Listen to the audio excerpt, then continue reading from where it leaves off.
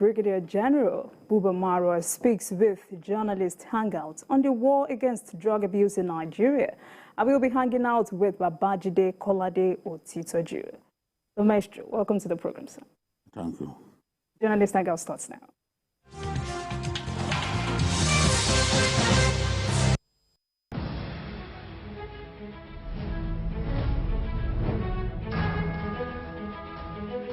The University of Medical Sciences, UNIMED, in Ondo City, Ondo State, is not just the first specialized medical and health sciences university in Nigeria. It is the best ground for training in the health professions and medical sciences with outstanding products. I had to enroll at another institution before coming to UNIMED, and I can tell you, in terms of facility, affordable cost, uninterrupted academic calendar, University of Medical Sciences blew my mind.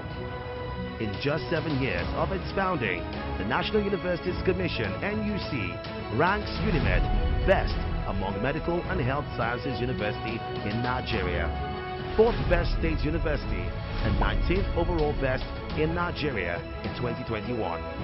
UNIMED, proudly Nigeria's first specialized medical and health sciences university.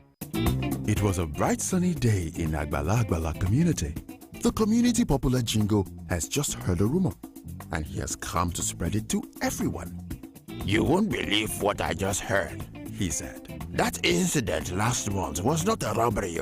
It was carefully planned by the neighboring community. It didn't take a lot for the people of Agbala to believe that the people of the neighboring community masterminded the attack, and off they were to war. However, only one person thought to call a friend in the community to check the information. By the time they realized the truth, nobody really remembered who brought the rumor. Fact check to be sure of the source of the information and its authenticity before spreading it or taking action. Fake news is dangerous. This message is brought to you from the Center for Democracy and Development, CDD, with support from the UK government.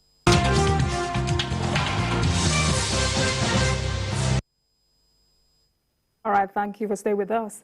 Illicit drugs remain lucrative, hence many people in Nigeria and across the world get attracted to the trade. But how bad is the drug situation in Nigeria? In an exclusive interview with TVC News, Babajide Kolade Otitoju, a chairman of the National Drug Law Enforcement Agency, NDLEA, Brigadier General Buba Marwa, retired, described drug abuse in Nigeria as a national epidemic that requires collective intervention. Stay with us as we bring you the thought-provoking interview.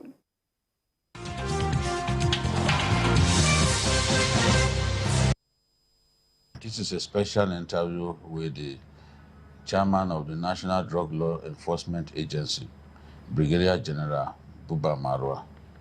General Marwa, it's a privilege to see you once again. Good to be here. Thank you. The last time I had an interview with you was in 1999. At that point, you were packing your bags and getting set to leave Lagos after serving Lagos State as military administrator. Thank you for your service to our country. Thank you for what you do right now at the NDLEA. And my first question is, we've seen a lot of changes at the NDLEA. And the question people are asking is, how have you been able to bring about so much change within so short a time? I received this assignment the full support and encouragement of the president, which has to be the starting point. The president has to have sufficient political will to drive the process in his government in all aspects. And certainly, I can say for the NDLEA that we received this report right from when he inaugurated the Presidential Advisory Committee for the Elimination of Drug Abuse, which I chaired.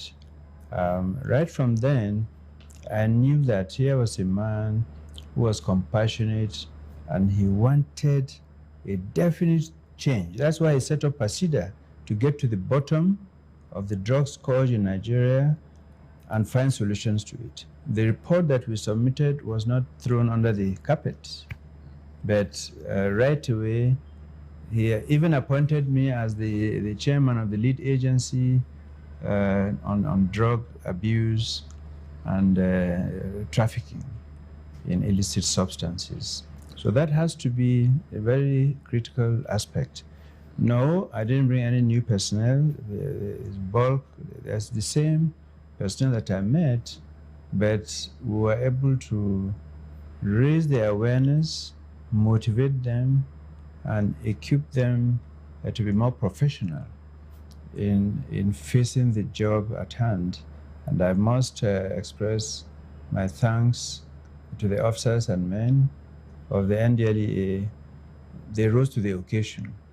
I should also remember our counterparts. We work with, we share intelligence, they help us with training and equipment. I'm talking of the Americans, that is the Drug Enforcement Administration, the International Narcotics and Law Enforcement Department of the US State Department, the UK Border Force, the German police, the French police, and several others. And of course, I won't forget our partners in Nigeria, the various MDAs. The armed forces have stood by us. We have conducted operations. We've received a lot of equipment from them, the police, the customs, NAFDAC, our partners, and other stakeholders. Tell me what you said to the staff on your first day at work. The most important thing I may have said would have been how proud I am to be appointed to serve in this agency, and I give them the assurances that I will take particular interest in their welfare. While I was in Pasida, there are so many things we learned. For instance, promotions. When we went around at that time, most of the complaints center around welfare. They hadn't been promoted for 15 years, 20 years. Wow. They were just stagnating at one point, and I was reflecting as a former officer of the Nigerian Army while serving that you really couldn't have a commanding officer or a GOC serving for 15 years, in one station with no progress. So that was one of the areas. And I found that even our men who are killed in action, bury them, the state commands that they belong to, on their own, will tax themselves for the burial fee. Nothing came from the headquarters. There could be nothing that will make you more despondent and lose morale than this type of situation when you are facing it. There was no such attention paid, and lack of equipment. So the men were demoralized practically. They did not appear to have any purpose anymore. So these were some of the conditions we met, and we were able to make representation to the president. Almost everybody was owed allowances. You send prosecutors to go, they have to fly with their own money, stay in the hotel with their own money. All this gives rise to temptations from the defendants and their lawyers, and so on. What is being done to give assurance to these officers and men that when they fall on the line of duty, their families will not be forgotten and all that? They already have insurance, but the premiums, when I came, the premiums had not been paid for the past, I think, 2 or 3 years. But that has already been resolved. We reinsured them and paid for the next 2 years already. So there are no issues there. and the burial expenses also we promptly give it. Now, in taking this job, did you at any time imagine that you could be putting your life on the line? As a soldier who escaped being bombed. It goes with the territory. So I need you to throw more light on that. It's the risks will always be there, but at the same time, the officers and men also face the same risk. But we have a job to do. We are doing the best that we can, and we can't be deterred by these criminals. It doesn't cross your mind that what almost happened in Lagos could happen this time? Oh, it's always there. That's why I say it goes with the territory. It's a job, and I'm not talking of the NDLEA. All the drug enforcement agencies globally face the risk because this is a business that is slush with huge sums of money. In fact, the cartels themselves in some places are part of the government. They sponsor governors, ministers, legislators, to make the appropriate laws that will meet their own needs. There's so much money that they pay to harm people, and as you said, men are constantly under attack, constantly. Almost on a weekly basis, we get reports. So that's something I wouldn't personalize to myself, but that's what this business is all about. We have to stand up and face the challenge, and we have to be ahead of them. We're intelligence-led, very professional, and we will not be deterred. Okay. Let's go to something that many Nigerians are familiar with, that it has pleased God to make to happen in your time here. You recorded a major breakthrough with the arrest of perhaps the most decorated policeman in Nigerian history. Nigerians were shocked at the way the operation was carried out and the fact that it was done in a verifiable manner that left no doubt about the competence and expertise of your men. How were you able to pull this through? Was it the result of months or weeks of planning? As you know, we are intelligence-led and quite professional now. We are now at par with our counterparts everywhere. We use tools that verify when we make arrests. And I'm sure you've seen our men at work in the airports, how they bring out stuff, cocaine and stuff, from all kinds of places, from missile certificates, slippers, shoes, false bottoms, and the like, and those who swallow, and so on and so forth. It's professionalism. You say you are shocked about that case. A lot of people were. It's a case, obviously, since it's in court, I will not delve into some of the details, but just to let you know that we use the highest standards of professional behavior.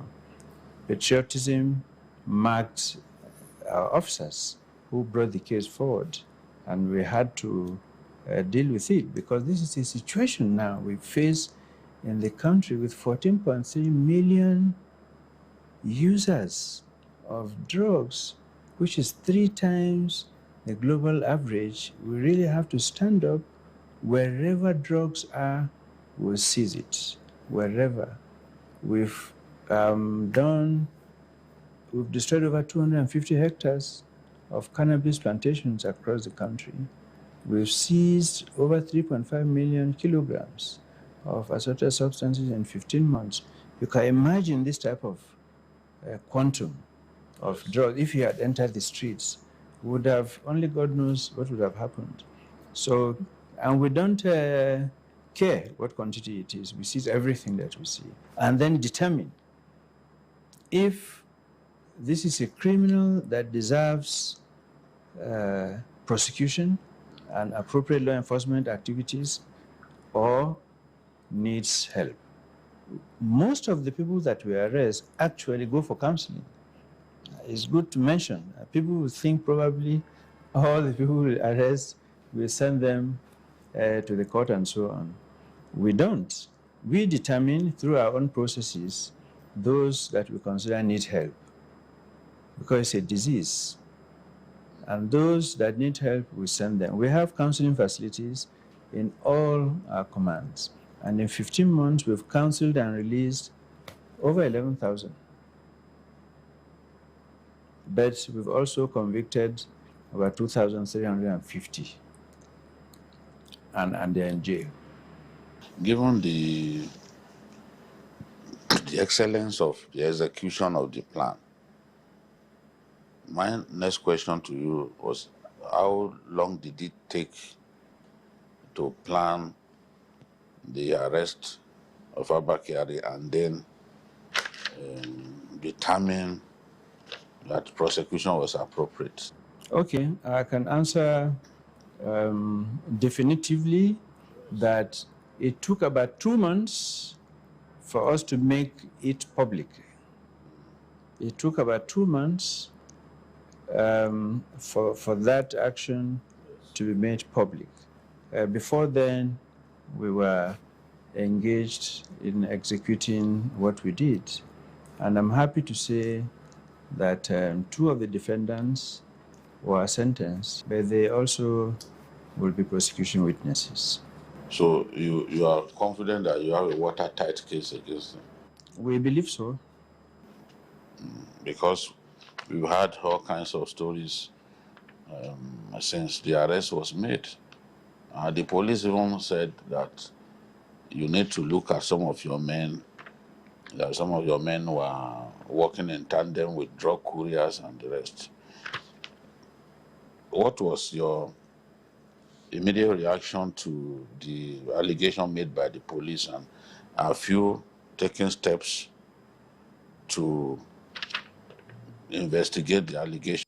As far as that case was concerned, I believe when the statement came from the police, they had not properly put everything together as we have.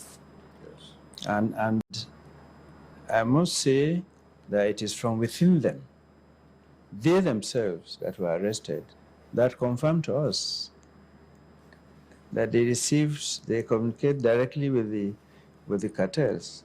So it's out of the question to consider a situation where it was from our side. It was not. And as I said, it's not a matter to go deep into. We did what we had to do professionally, and everybody was caught. Yeah, as they say. That's right. So we'll see. We'll see how matters go. But now, speaking about temptations, of course, all drug enforcement agencies face temptations from the cartels who have huge sums of money. Yes. But we must remember that even in this case, an offer was made to us, isn't it? Somebody came to the NDLEA from a sister security agency and said, I've made this arrest, let's share it. Wow. And obviously, that may have happened if we did not have the crop of officers that we do. But that's not the only case. We have an officer who actually enjoyed National Merit Awards last year for a similar patriotic activity. They brought huge amounts of dollars, to buy his conscience, and he reported it. And we took that as part of the exhibits. And when he finally arrived from Brazil, he was lured, obviously. We nabbed him, and it's in court. We have this type of cases everywhere. The officers and men of the NDLEA now are upstanding in these matters. That said, we have a union that operates from my own office, which at all times has its ear on the ground. It has its own, should I say, informers everywhere, both in and out of the agency, that keeps me informed and apprised of what is happening in our operations. They check at all times the exhibits. We have exhibit keepers. Exhibits are critical. We use them in prosecution. And the other day I was somewhere in the National Assembly before one of the committees, and I said, I mentioned the figure of 130 billion naira worth of what we have confiscated. They say, NDLEA, you are a rich agency. And I said, well, that is money that went up in smoke, not because we burned the it's not cash coming into us. And in any case, that's right, and I kept the money. And in any case, we also go after the assets. Yes. Also go after the assets of the criminals, and once they are forfeited from the courts, they are sold by the due process, and the proceeds back to the government coffers. As it concerns Abba Kyari now, I know that some of his assets that the NDLEA filed a motion to have them confiscated with the courts. Where are we on that now? Have those assets been confiscated? I won't focus on Abba Kyari. I will make a general statement that we have a Directorate of Assets and Financial Investigation, which is, it cascades down to the state commands. We also have in each department. And when we make arrests and seizures, we go after the assets of the people as well. Otherwise, we haven't done anything, because people will prefer to serve 5, 10, 15 years in jail and come back and meet their assets, their houses, the business, and so on, waiting. Process of crime. That's right. So what we do, we immediately file for it, which we have done, both in this case and in others. It's an ongoing thing, and we're confident that after due diligence, we'll get the forfeiture. And when it comes, now, of course, there's a new law on money laundering and process of crime. That's a new law. But before that, once we get the forfeitures of assets that will be auctioned off, it is done under the Office of the Honorable Attorney General of the Federation, following appropriate laws there also. Yes. And then the proceeds are paid back to government. In the past 17 months, the NDLEA has arrested 10 barons and arrested more than 17,000 offenders. Why do you think it's so difficult to get Nigerians to give up this illicit trade? Why are our people, despite your best effort, why are they still intent on sustaining this illicit trade? Money. I can think of no other business that pays the criminals more globally. There's so much. During the COVID days, a kilogram of methamphetamine in some places fetched $600,000 US. Cocaine, a kilogram, 400,000, just a small quantity. And as long as there is a market, it will be a continuing story. So it's for this purpose that we continue to intensify efforts in the law enforcement actions as a deterrence also, and equally face the consumer side, that is the demand reduction side.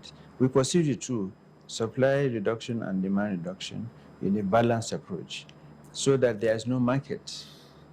So there's no, as long as there's a market, you know, there'll always supply and demand. Do you really think that it's possible to have a drug-free society? I know that is your goal. Do you think that is realizable? We believe we can get there. It won't be today. And when you say drug-free, in my understanding, it's something like unemployment. When you say there is no unemployment in a society, it allows a certain percentage. If I remember my old economic classes, it allows a certain small percentage of unemployment, but at that threshold, you effectively say that everybody is employed. And I believe this is achievable. Now look at it. In the last, certainly last year, we did over 3.5 million kilograms. But at this point this year, we have done under 200,000. Now that's a good sign by itself. You suggested some time ago that politicians should be subjected to a drug test. You also would want students in tertiary institutions also subjected to a drug test. Why do you think politicians, including those aspiring to be Nigerian leaders, need to be tested for drugs? Right. First of all, this category of testing was not original to me, I have to say. Kano State government already screens every politician running for office, running for elections. First, you have to be drug negative. If you are not drug negative, keep that and go and cure yourself. And if by the time you finish, the election is over, that's a lesson learned there. Equally, government appointees in Kano State, they have to do these tests. Students in tertiary institutions, I'm aware some of the institutions, like Afe Babalola and the others, on their own, they do the drug test. They didn't wait for me to say it. So I'm only amplifying what is happening in some places. And it is critical to reduce the demand. This is one of the ways to reduce the demand. If you know that it's going to affect you, if you are positive, you will drop the habit. And that's what we want. And in any case, if you are positive, you go for treatment. Maybe you don't need a serious, maybe you are not yet addicted. You are just a drug user getting into it and you are saved in time. So these are all ways. We have to look for all manner of ways to cut down the use. A leader, if I were to ask you, now you have two sets of people you want to elect as your local government chairman. This one is sane, but the other one, you know, every Saturday night they party in his house, smoking like they did here the other day. 200 were smoking cannabis here in a party right here in Abuja. We picked the whole 200 off and shut the hotel. So it's the same thing. Will you elect? Who will you elect to vote for? This one's a cocaine pusher and smoker, inhaler, and the other one is not. You know who you will choose, because leadership carries responsibilities. And you want somebody who is sane, good behavior, who thinks straight, and can take the right decisions. It has to be rational. That's why we have to come out this way also to promote good governance. Let's elect people who are clean of drugs. Do some of the actions of our politicians, in all honesty, do some of the actions show that a good number of them are actually drug users, from what you see, like a man on the outside looking in? You said it. I didn't. No, I'm asking from what you see. Well, we've arrested a few. politicians. I can confirm that. We have, and jailed a few. Definitely. And when we speak about screening politicians for substance use, we mean well, and it's just a suggestion. You can't entrust scarce resources to somebody who would probably squander it all on methamphetamine parties, or who wouldn't give the required attention and sanity to the office that he's holding because his head is not straight. Yeah, so these are some of the reasons. I remember. And one more point. When the statement was made by me as a suggestion for drug tests for politicians, most thought, oh, presidential election, and so on. I wonder why they thought that. In fact, the issue is more down below, the consumers, the councillors, the local government chairman, that level, at the communal level. So it's everyone, top to bottom. If you have the opportunity to make this drug test mandatory, would you grab it with both hands? This drug test both for hands and both legs, I can assure you. Yes. There is a move in the House of Reps by the Committee on Narcotics. Yes. There's a bill that they're working on for drug testing in places like, tertiary institutions. We're discussing with them to see how much of it will come in. And I am on record as proposing, as a suggestion, that since no parent wants his son or daughter to marry a drug user or drug addict, why don't we, the same way we do the HIV and antenatal and the tests, the genotype test, which you showed certificates at, why don't you include also HIV, the drug negative certificates, so that both are clean. Parents will be encouraged, the bride and groom will be encouraged, because I can tell you, definitely on a monthly basis, we get calls from wives, even parents, that their children are after them in their homes, trying to kill them. We have children that have killed their parents. They come back. We have a parent here on the other side who came right here, and he told me he can't go to bed at night until the son has come back and slept off.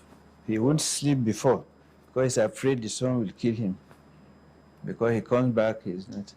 He came to ask for help, how we can help. And everywhere we have these wives screaming. But we have a toll-free helpline. The NDLEA is going to do that, and that will help people, especially those who feel stigmatized. They want to be out. Because it's a problem of stigmatization is the reason a lot of people are reluctant to come forward to be assisted. Yes. So we have, it needs a lot of advocacy also. Remember when AIDS, HIV, yes. When it started, it was a huge deal.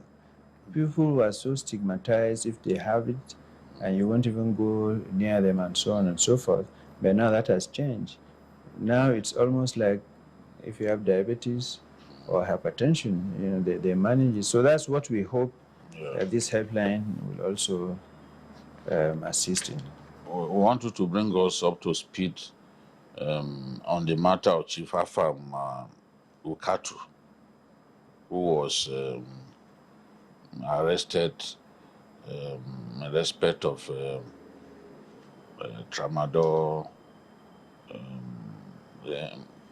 bringing tramadol in large quantity into our country. It was also linked to the Abakari matter in a way.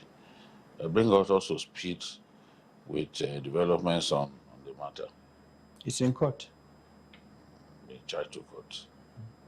And you are confident that justice will be served? We trust so. We trust so. Having been chairman of the NDLEA for some time now, how would you describe just how bad the drug problem in our country is?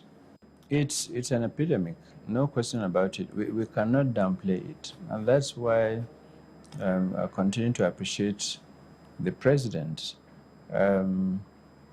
Because, you see, drug abuse and tackling it's not such a major thing or achievement that presidents sort of try to be acknowledged of. That, okay, he did well, you can talk of he did well in infrastructure, did well in this area, but drug abuse, nobody cares. But President Muhammad Buhari cares because he sees that the country is being destroyed. Our youths, family system, communities, everywhere. And the criminal behaviors now, these insurgents, these bandits, all of them, they live on drugs. We have all the evidence. Last year, we got this methamphetamine substances, which came from one of the neighboring countries. We had been on its tail for a while. Eventually, 500,000 pills, Captagon, that was what it was called, were seized.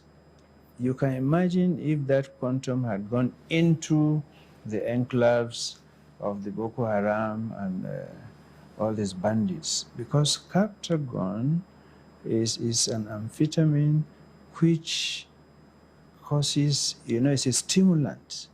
It evinces violence, sleeplessness, you don't get tired, you get ferocious, this type of thing. But through the grace of God, we were able to resolve it. Our dogs cracked the case. What particularly troubles me, especially in northern Nigeria, talking about Kano and some of the states, is the extreme use of codeine and other cough mixtures. How difficult it is to get our people to stop abusing cough mixtures and all that, given the fact that people can easily buy them on the shelf. Well, isn't it interesting, because the different geopolitical zones all have their own worries. Yes. Definitely in the north, as you mentioned, especially the northwest, the prevalence is on the codeines, the tramadol, and so on. The northwest has a prevalence of 12% between the ages of 15 and 64 years, from the UN survey of 2018. Whereas in the southwest, the prevalence is 22.4%, pretty high. But that's cannabis mostly. Oh, cannabis. That's mostly cannabis because it's naira, it's grown. You can grow it. Yeah, so that's actually the reason. But to face this challenge squarely, we really need to go back to the cause of the use of drugs. Yes. And globally, a key enhancer is poverty. And this is not about Nigeria now, yes. Everywhere. If you are jobless, you don't have work, you're not sure of your next meal, poverty, frustration, misery, it pushes people to use of drugs, to be free for the moment. So that's one aspect. And as you know, the president launched the emancipation program to uplift 100 million Nigerians out of poverty over the next 10 years. Clearly, he already saw that this would happen entirely during his tenure, because it's a 10-year projection. So we are in prayers that who succeeds him will sustain this effort. Equally, one of the causes again is access and availability of the drugs. Courier companies have now been discovered to be very complicit in the use of drugs in our country. Young people get courier companies to deliver all kinds of illicit drugs to them, Loud, Arizona, and the rest of them, that these young people, especially in the southwest and a certain part of our country, ingest liberally. Has the NDLEA made moves to block this avenue through which illicit drugs get to our young people? I mean, through these courier companies. We're in all of them. And that's one of the areas that we are putting eyes in partnership with NIPOST, DHL, Statex, the whole lot. We're in all of them, and a lot of seizures are coming from there. Definitely. They have to contend with us. Everywhere the NDLEA were there, on the highways, in the seaports, airports, courier companies. But we call on Nigerians to rise up to it, because this is now self-help. We should all rise up from our families, communities, schools, churches, mosques, traditional institutions. Every community should set up a War Against Drug Abuse Committee. We've been advocating for that. And some have done more than that.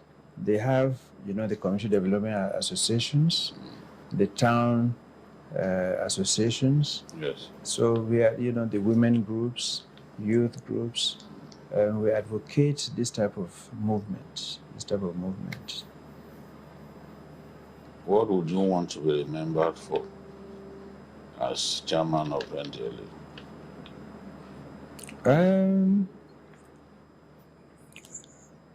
Well, basically that the NDLEA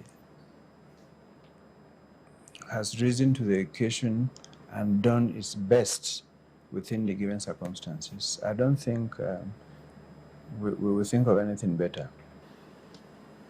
You came to Lagos at a time when crime was very prevalent.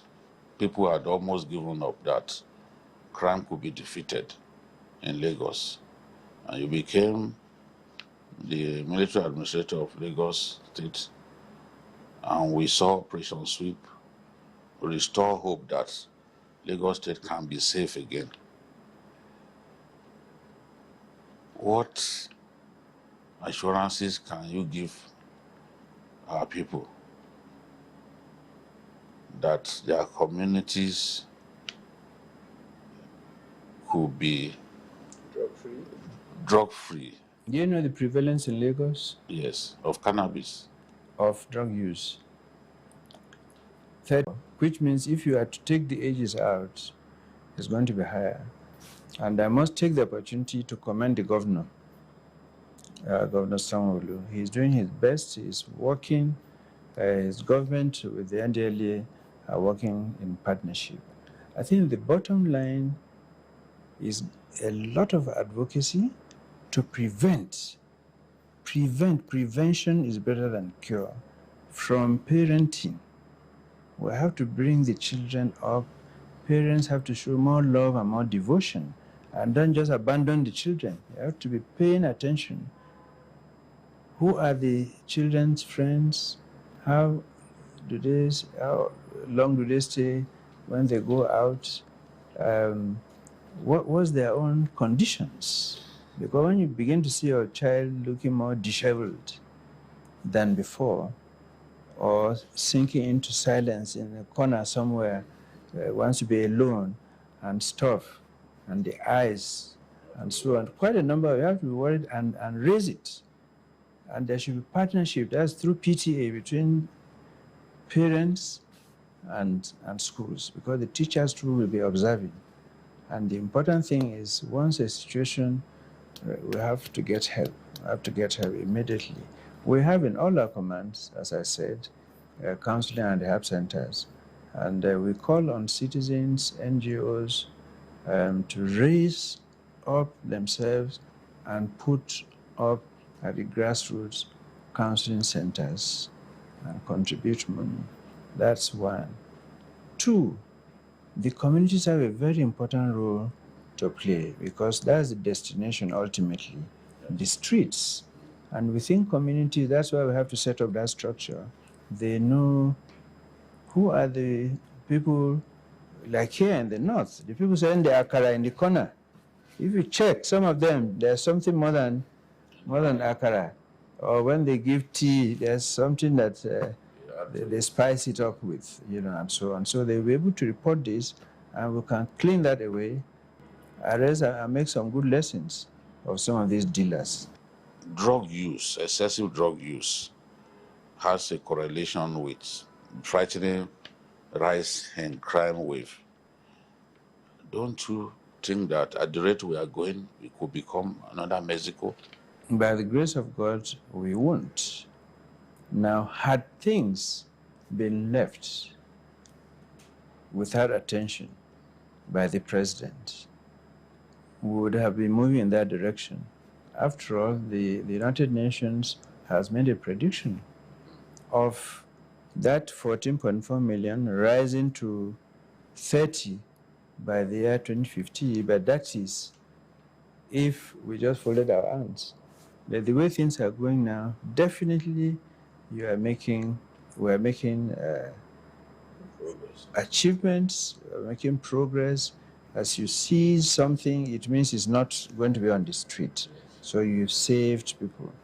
That quantity, I did some arithmetic that we had seized, it would go around 15 grams per Nigerian citizen if it was to be distributed. So you can imagine that's so we're making definite progress, and I'm confident that the rate we are going, even the criminalities by itself will be affected to slow down. Without drugs, they will become more sane. Yes. But the criminal has to have the sanity to think that way. If he's high on drugs, he will not think rationally and will not care whether he'll be killed or not. The one that is out of the way, he will be more rational. Thank you so much, Chairman. Thank you for the opportunity to speak with you. Very well.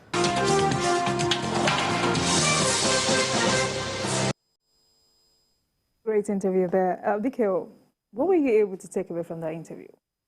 So many things. I can say that in terms of Marwa's honesty, in terms of the sound bites that he gave me, it's one of the best interviews I ever had. I agree. Yes. He said so much. He spoke like somebody really worried for the future of our young people. The prevalence, the use of drugs is very high in our country. 14.3 million, according to him, is way above the global average. And he's saying that if they were to distribute the drugs that they seized in the last 1 year to Nigerians, that will go around every Nigerian by 15 grams. So it's a big problem that we have, but with people like him, I'm confident that we'll continue to make progress. And in terms of his honesty, he said poverty disposes people to use of drugs. Absolutely. We know that when people have nothing to do, sometimes they take to drugs. We just hope that we can continue to make progress. 33% prevalence of Indian hemp use in Lagos is frightening. I see women these days in the open, even smoking. It was impossible to see a woman smoking in public in the past. But now, it's like cannabis, marijuana, it has been legalized in our country. All right. Thank you very much, Biko, and well done. That's all on Journalist Hangout today. Join us tomorrow for another episode of the program. You can watch the repeat broadcast of this episode tonight at 11. Join us on Sunday from 1:30 to 3:30 p.m. for Journalist Hangout on Sunday. We are on YouTube at youtube.com/TVC News Nigeria. I am Olajumoke Olatunji. Bye for now and God bless Nigeria.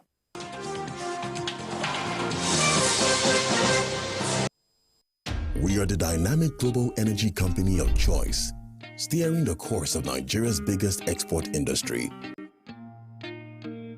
With years of commitment, delivering greater value and improving lives, NNPC is transformed to better meet your everyday energy needs and retain the position